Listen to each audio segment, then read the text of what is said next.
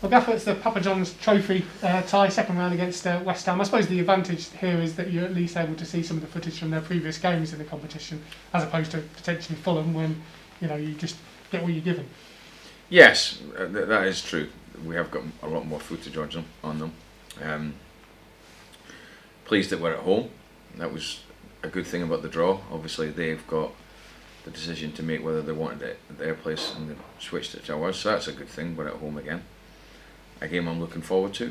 A game I think that really opens up some opportunities for some of the ones that haven't been playing, and that's the key thing I'm looking for in the game. If people take opportunities in certain positions, and also obviously trying to get through to the next round. Yeah, as I say, there is always scope for players to come into the side, but at the moment I guess it's almost a little bit like a job audition for some of them, because if they do perform well, then they're going to be in your thinking. Yeah, there's certain areas we need to, and certain positions, depending on how we play. But I do feel it's important that we go back to, if we can, sticking to a formation that suits everyone. Obviously, we changed formation again on Saturday. In hindsight, it was a great thing. But when you watch the game back, the way we played it wasn't right, wasn't correct, wasn't what we wanted to do. But certainly, we've got players that can play in formations for what we recruited for, and moving forward, obviously we've got one or two injuries. When they come back, we can add to that in terms of flexibility. But no, I'm looking forward to the game. I think it's good that we've got a game so quickly after Saturday. Also, the type of game it is. It's a game we really want to win. We want to go. We've always made that clear at this club that we want to go as far as we can in this tournament, and that's no different this season. But I do feel it's an opportunity for some that haven't been playing. People like, I know Idris has come on, Burrows, Flynn, people like that, younger ones,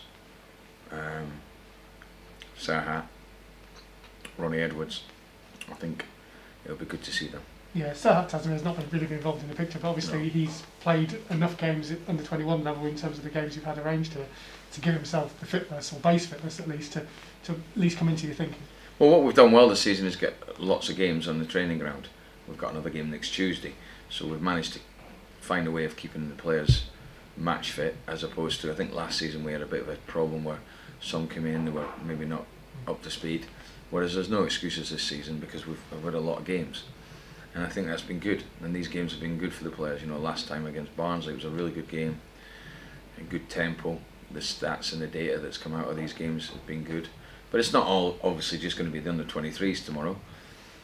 There's going to be a lot of the first team players. Some that played on Saturday will play again tomorrow. Yeah, speaking about Idris, obviously back in the last season he was doing so well, and obviously got an injury at the worst possible time for him, and not just an injury, a really serious injury that could have affected his career. He's always seems to have a smile on his face, and I think probably people underestimate how hard he's had to work to get back to where he is now. Yeah, I think he's been one that's been really unfortunate with injuries. And it's stopped his momentum. There's no doubt about that. Last season he was going along very well. There's definitely a player in there. There's areas that he needs to improve, that he's been working hard to improve. He can play in different positions, and he's a player I like a lot. Lovely lad, got real energy, has a go.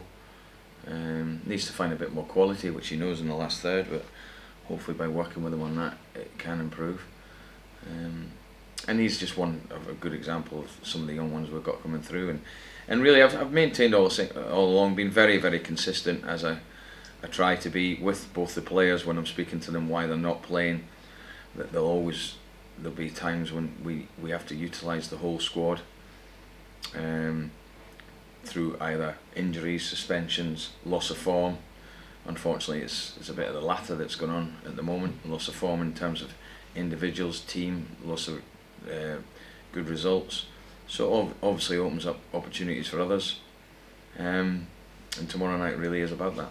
Yeah, Jason Naismith left the club obviously in the last week or so. Obviously, someone that has always had a good attitude, and you can't really question anything that he did whilst he was out of the frame here. No, great attitude. Obviously, when I first came into the club, he played on a regular basis.